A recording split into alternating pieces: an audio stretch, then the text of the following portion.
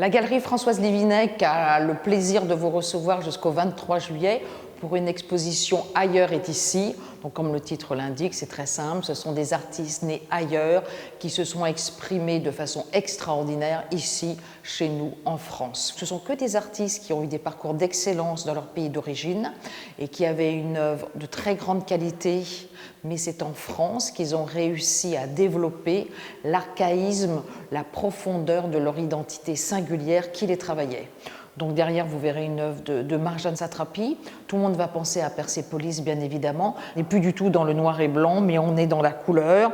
Et on voit aussi l'influence du cinéma. Chaque tableau est pensé comme un plan séquence. On a fait un accrochage qui organise une conversation entre des œuvres abstraites et des œuvres figuratives. Des œuvres de l'artiste italien Coccoluto et de l'artiste coréenne Min Moon-soon.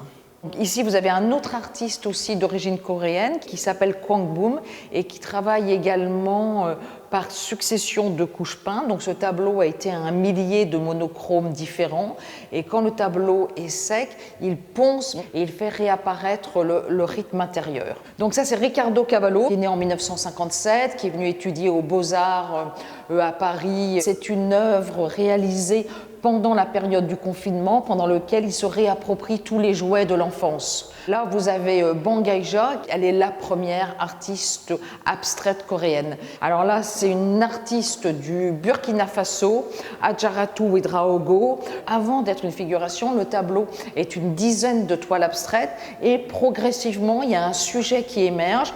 Et là, c'est un Italien, c'est Salvatore Coccoluto, qui rend l'émotion du paysage. Une autre œuvre d'une artiste russe, Marie Vassiliev, un dessin réalisé au début des années 30 dans un univers surréaliste avec une femme nue et des énigmes de cartes.